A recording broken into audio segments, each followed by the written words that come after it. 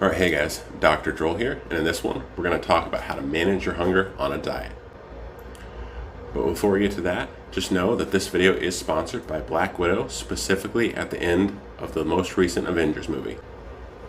Alright, so there's 7 different tips that you can utilize to help reduce your hunger on a diet. Let's get into it. Number 1, caloric density.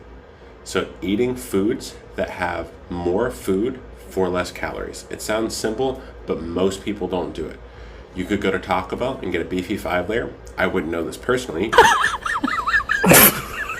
And it would be about 500 calories, and you'd be hungry again in about 30 minutes. Again, I would have no idea about this personally. Absolutely none. Inversely, you could have 6 ounces of lean beef, a crap ton of veggies, some beans, some hot sauce, and it would be more food than you could eat in one sitting, and you'd be full for a very long time. And this would be less than 500 calories. So picking foods that have more volume for less calories is going to be key. Some really awesome options that do that are going to be veggies and foods that are high in fiber. I dare you to try to gain weight on high fiber cruciferous vegetables. Let me know how that goes for you. Just don't be close to me because I do not want to smell your farts. Some other awesome options are going to be anything zero sugar, tends to have reduced calories for the same amount of volume. So if you're hell-bent on having ice cream, reduced sugar ice cream is a great option as an example. 1 pint of Ben & Jerry's regular is like 1,200 calories. 1 pint of Halo Top is about 300 calories. So reduced sugar has some benefits. Lean meats are another great option here. So moving from fattier cuts of meats to leaner cuts of meats will give you more food for less calories. That first tip kind of segues nicely into the second tip, which is just generally going to be eating cleaner in general. Again, going back to the Taco Bell analogy, 1 Taco Bell burrito that you'll be hungry again in 30 minutes versus 1 humongous bowl of vegetables and lean meats. This one's going to keep you full for longer. A sub tip within this is some people will benefit from making their food slightly less enjoyable than when they were bulking or gaining weight. The hyperpalatability of food makes it really, really easy to overeat, and it makes it very, very taxing on our willpower. So if you buy food that is a little bit less fun, but still enjoyable, I don't want you to have a miserable time, some section of people will find that it reduces their drive to eat and open up the fridge and look for food when they know that everything in their house is like mid at best. Versus if you have like 3 of your favorite things around you at all times, you're going to be very likely to overeat those. So making your food slightly less fun works for appetite reduction for some people. It might not be for you. Experiment with it. A humongous tip, and I can't overstate this enough, don't drink your calories.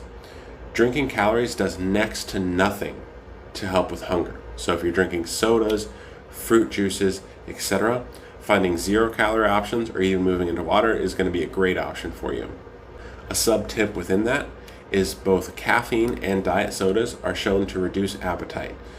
So those can be options that you can consider moving into if you're having a hard time maintaining your appetite.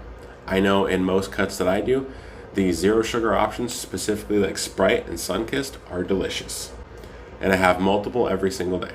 I know what you're thinking. Stop typing that comment. Don't even type it. Don't even come at me with that aspartame stuff, bro. It's fine.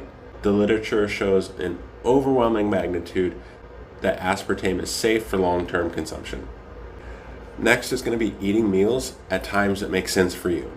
If you're not very hungry in the mornings, don't force feed yourself for breakfast if you don't have to.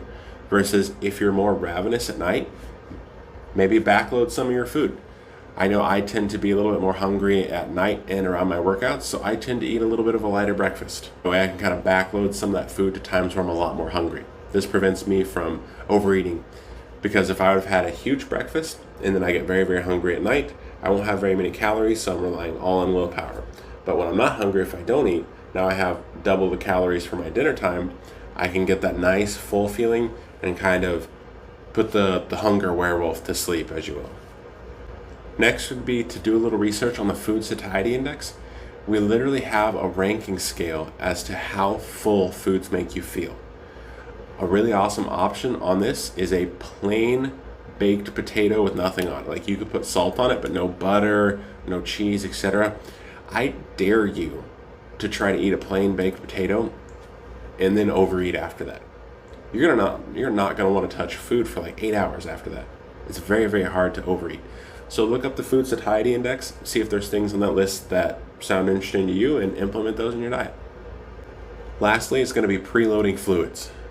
So when you sit down for a meal, on top of being mindful for the food that you have, research shows time and time again that if you're distracted while eating, driving, watching a video, except this one, don't click off this video, you're less likely to be mindful of the food you're taking in, and you're more likely to be hungrier sooner. But on top of that, you can start your meal with 6 to 12 ounces of some type of fluid or water, etc.